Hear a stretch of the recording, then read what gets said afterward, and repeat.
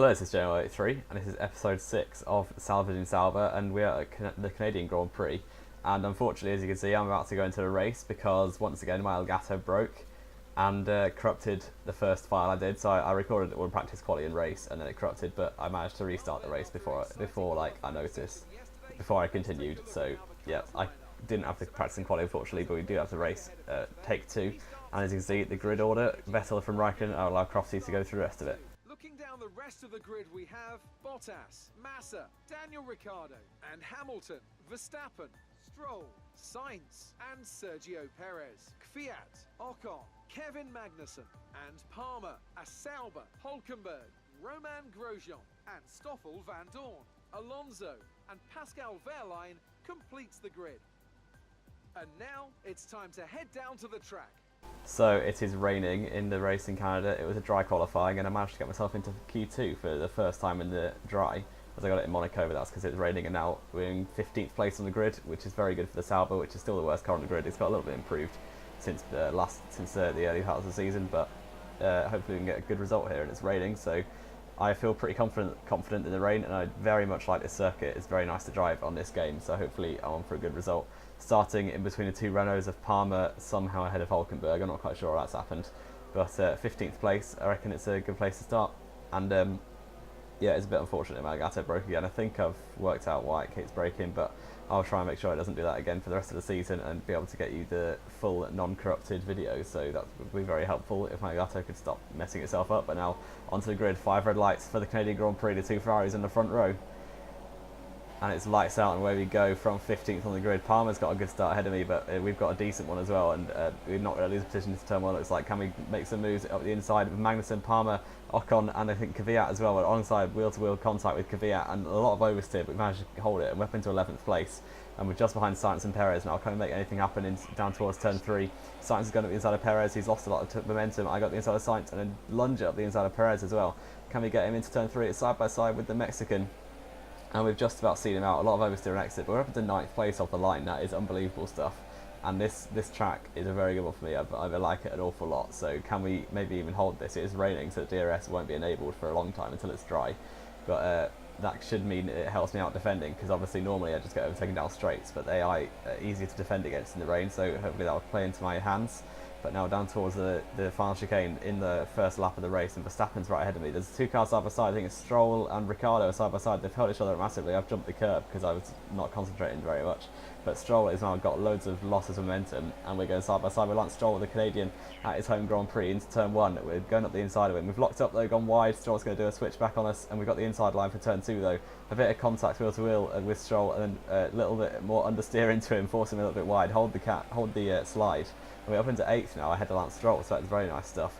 Now onto lap 4, and we can see the gap we've got against Lance Stroll. Maybe the Williams is really struggling in the wet, or maybe just Stroll is pretty terrible, as we've seen in real life this season, all the way through pretty much. But I've actually pulled away from AI, I think for the first time this season, apart from against Wehrlein.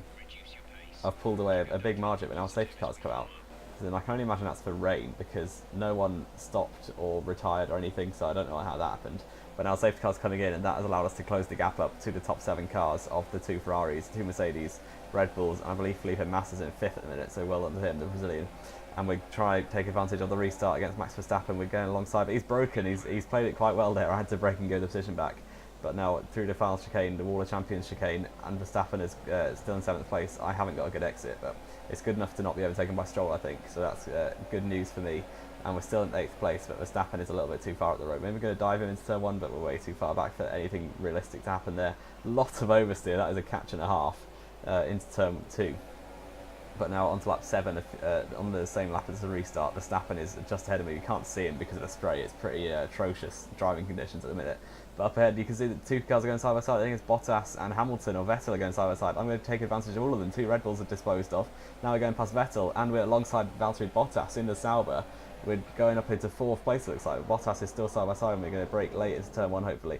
Lock up in front left a little bit, but we're going to force out Bottas. It's still side by side through turn 2 against the Finn in the championship leader in his Mercedes, and we're around the outside of turn 2. We're up into 4th place, and now a few laps later through the middle sector, and Bottas and Vettel, I think, are right behind me now. Hamilton has broken away, I think, with Felipe Massa into second and third place, the two former rivals from 2008 and such. But now Bottas is going around outside into the hairpin. Can we brake later then, force him wide? We've locked up again, a lot of squirreling on braking, which isn't very helpful. It's very dangerous, in fact, but still we've held off Bottas in the hairpin for the time being. A lot of catching needing to do with this Sauber. It's really not behaving very well. And now a lap later, Bottas is up the inside into the Wall of Champions chicane. Can we hold him off now? Going side by side through a chicane. It's never very easy, and I've gone over the curve again. Bottas, a little bit of contact made. He's still there though. We've got to leave him the space down towards turn one. It's going to be side by side again with the Finn in his Mercedes, and he's going to just about take a position. It's like, can I dive it into turn one? We're going to brake later than him. I got the inside, but Bottas just about, a lot of contact made. Bottas forces his way through, very much getting the elbows out there from Valtteri Bottas, but very good move from him running outside of turn one. I'm down to fourth place again, so I think Hamilton pitted for fresh wet tyres, which is a bit questionable because we saw on the weather that it was going to get intermediates by the end of the race, or by halfway through the race rather. So I'm going to try and go straight to the intermediate period on this wet set of tyres. But Ricciardo's got a great run through the middle sector to go out the inside into the chicane, which isn't really an overtaking spot normally, but I'm going to try and hold it right around the outside. It's going to be very close stuff. We just about hold it around the outside of Ricciardo and retained the fourth place for the time being. And yeah, so we've gained a position off of Lewis Hamilton pitting a few laps too early for fresh wets. And now Ricciardo is trying to pressure me once again. But I think we're going to be pitting this lap. Yes, we are, onto the set of intermediates. We're going to brake for the line and put the limiter on. And now down to the pits we go. And Bottas is in for Inters. Verstappen's carried on another lap as Ricciardo is in the Red Bull box already. So there wasn't really enough space for two of them there. And I think Verline's just been in for Inters as well, because we've almost lapped him already, which is a bit surprising. But the Sauber boys are ready to service me, luckily, and 2.8 seconds, decent pit stop. Ricciardo's gained a little bit, but we're still ahead of him, which is all that matters. And Perez has overtaken me as well. He pitted a lap early, so Perez has played a blinder there in his Force India, getting up to fifth place, which I think will become a net fourth when Verstappen pits. But Perez has undercut us all there by going on the Inters a lap early. Very good decision from the Force India crew. And we're down to fifth, which is slightly annoying, but we should have the pace. Well, we should be closer to the pace of Perez than we are of Bottas and Ricciardo, because obviously the Force India isn't as good as the top three cars. But Hamilton's out of the race. Lewis Hamilton virtual safety car's out, so that is interesting. I think Hamilton had a mechanical issue, as you can see on the minimap. He's stopped on the in the chicane in the middle sector, but now virtual safety car ending. I've played it to perfection, and we've gained a lot on Perez here. So that is decent. You can't cheat the virtual safety car anymore, because you do get a drive-through penalty, which is could catch a few league races out when the leagues start, which could be quite amusing. But now we have actually closed up to Perez after the virtual safety car. We go over the slipstream here, down towards the chicane, and I've been stronger than AI through the chicane the whole weekend.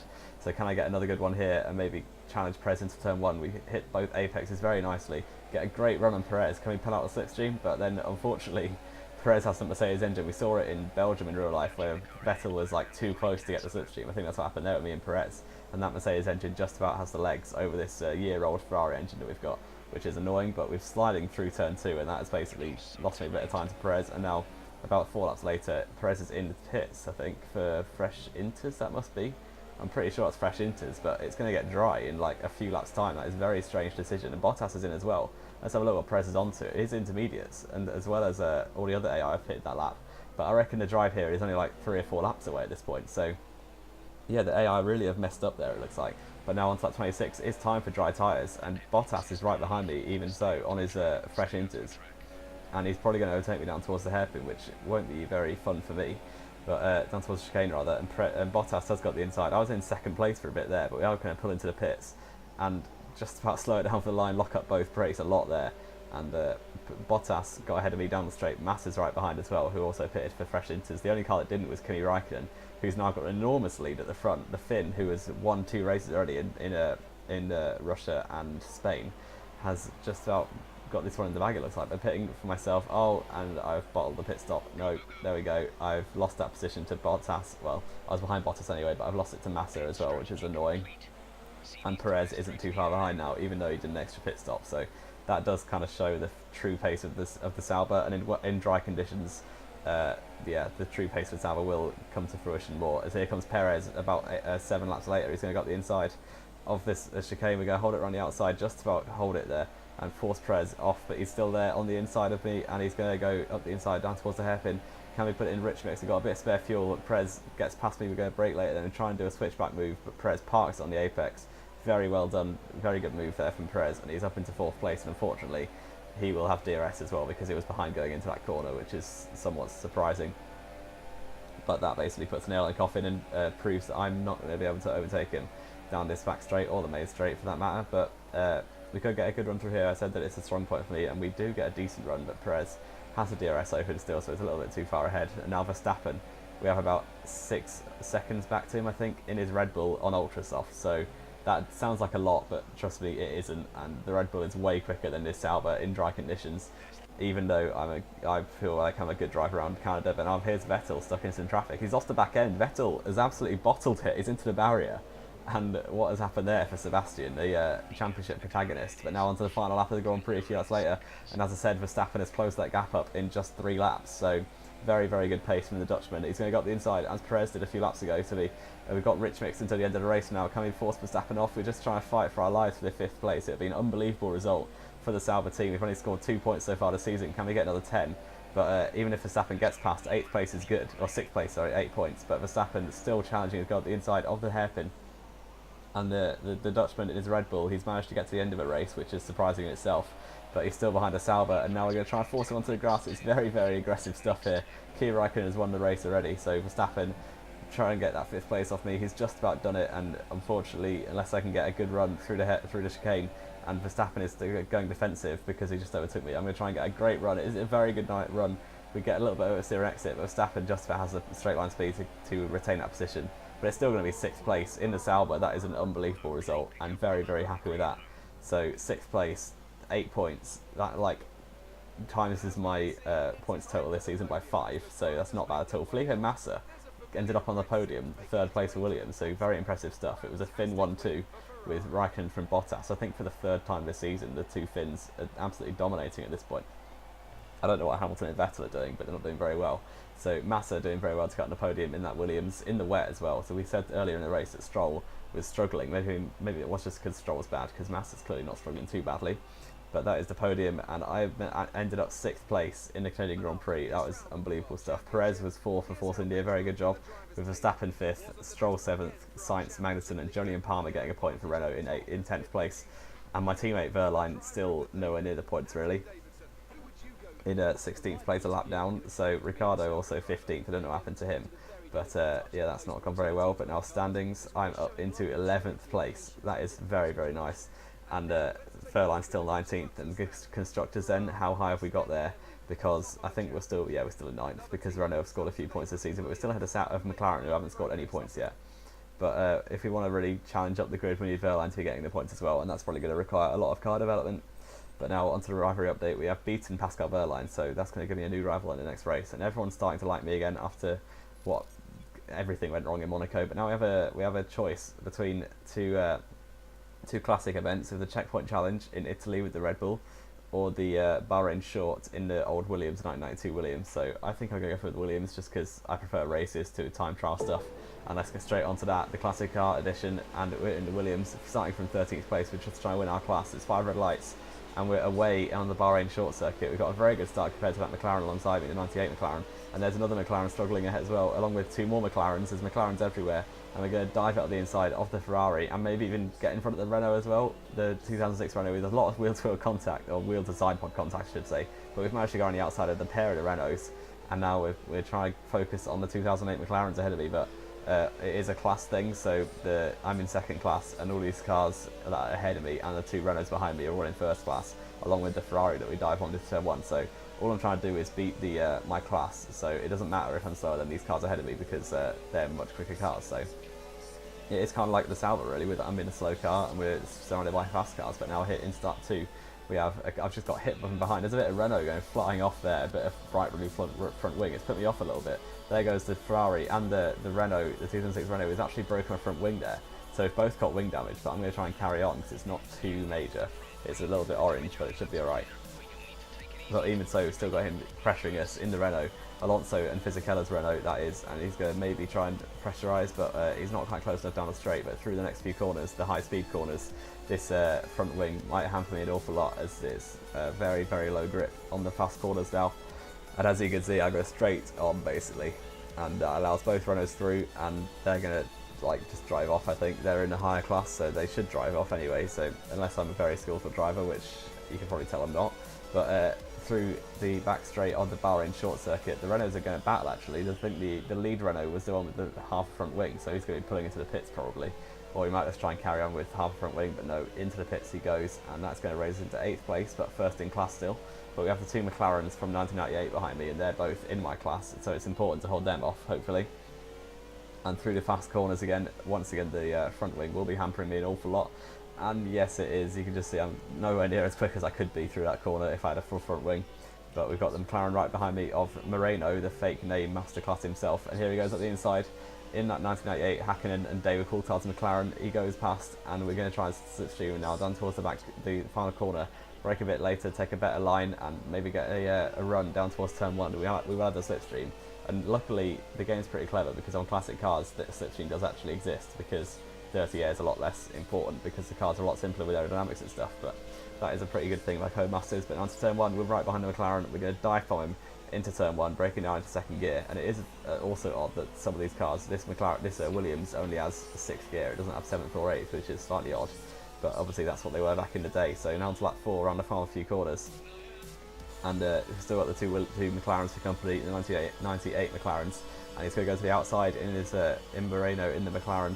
Can we hold him off into the final corner? It's going to be very, very close. And he goes right around the outside. That'll be a good move if it comes off. But no, he'd have to back out of it.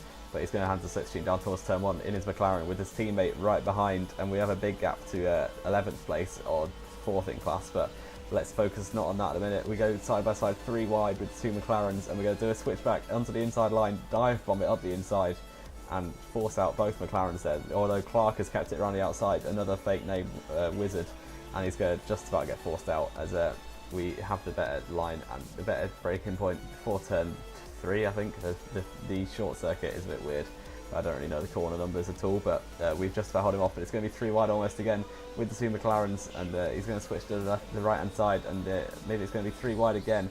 The race winner has happened. I don't know what car they're in because it's a fake name, but the McLaren's gone around the outside, and we're going to be side by side now. But no, we've just about forced him off, and now braking quite early for this fast right-hander because obviously I can't take it flat out anymore with the half front wing I've got. But it's going to be once again the McLaren's trying to pressurise me down towards the final corner. This is the final chance they've got to try and overtake for the victory in class.